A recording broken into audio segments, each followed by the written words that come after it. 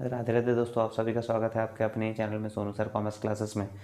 तो आज हम लोग डिस्कस करने जा रहे हैं जो आपका एग्ज़ाम हुआ है हिंदी कोर का, साइंस और कॉमर्स वाले के लिए 2023 का। आज 16 मार्च है। तो जो भी मल्टीपल चॉइस का क्वेश्चन है हिंदी कोर का वो आपको बताते हैं और उम्मीद है आप लोग सही किए होंगे सारे आंसर्स। तो चलिए एक बार डिस्कस कर लेते हैं क्या लिखा हुआ है।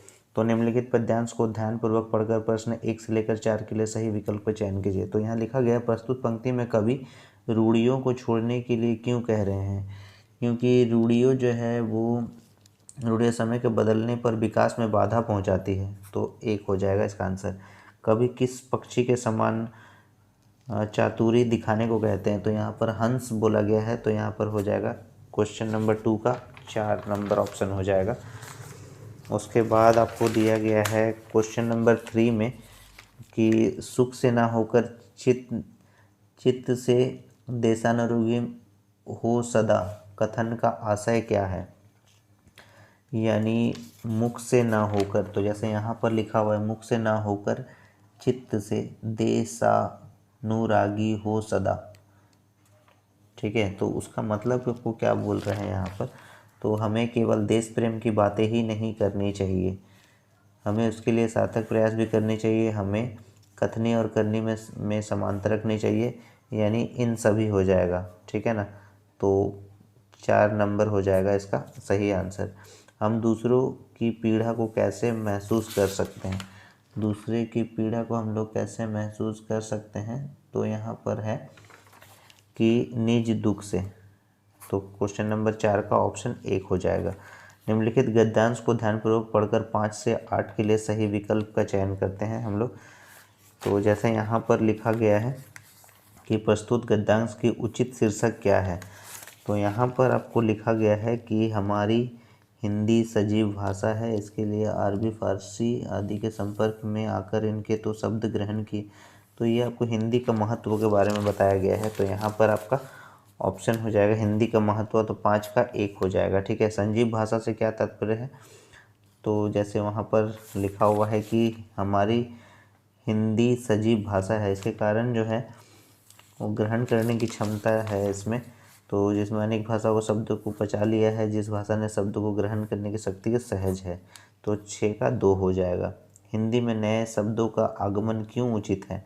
शब्द भंडार समृद्ध होगा, अभिव्यक्ति में मदद मिलेगी, हिंदी जो है सुगम सहज और सर्वग्राही बनेगी। इनमें से सभी हो जाएगा। चौथा नंबर ऑप्शन हो जाएगा। हमें अपनी हिंदी भाषा के लिए किस बात को ध्यान में रखनी चाहिए। भाषा का स्पष्ट स्वरूप नष्ट नहीं हो, भाषा की विकृति न आने पाए, हिंदी सदा हिंदी ही बनी रहे। इनमें से सभी।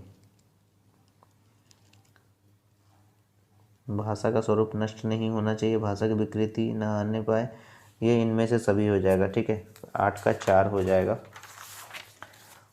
5 नंबर में दिया गया है कि टीवी किस प्रकार का जनसंचार माध्यम है। तो ये दृश्य और श्रव्य माध्यम है। रचनात्मकता यद्यपि प्रकृति प्रदत्त है, तथापि इसे किससे पोषित किया जा सकता है। तो ये प्रशिक्षण और शिक्षा द्वारा। तो 1 और 2 हो जाएगा। फीचर में तथ्यों की प्रस्तुति का ढंग होता है मनोरंजक। निम्न में से पत्राचार का कौन सा प्रकार है। तो ये हो जाएगा सरकारी। मंत्री, प्रधानमंत्री या राष्ट्रपति द्वारा लिखी गई टिप्पणी को क्या कहते हैं। तो ये मिनट कहते हैं।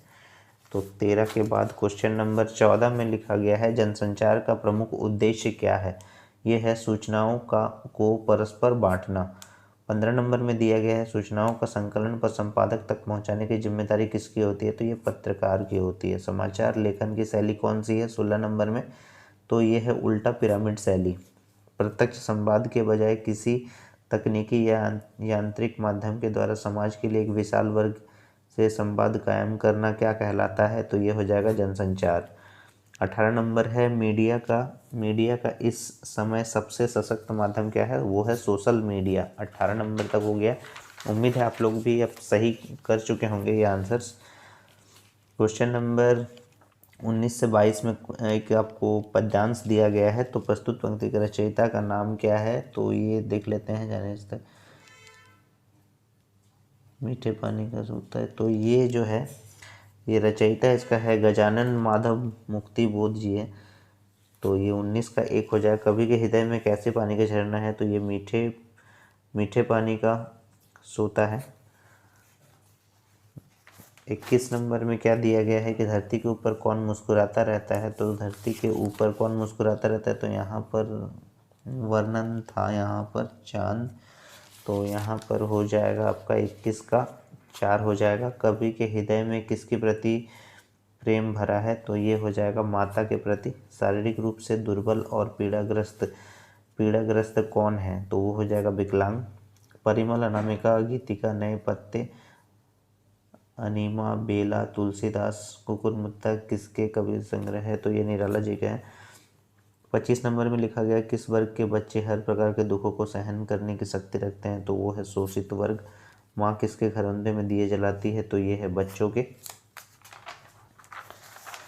नेक्स्ट है आपका 27 नंबर, माँ बच्चों को किस प्रकार कपड़े पहनाती है, घुटने में लेकर। माँ बच्चे को किस प्रकार कपड़े पहनाती है, तो ये घुटने में लेकर।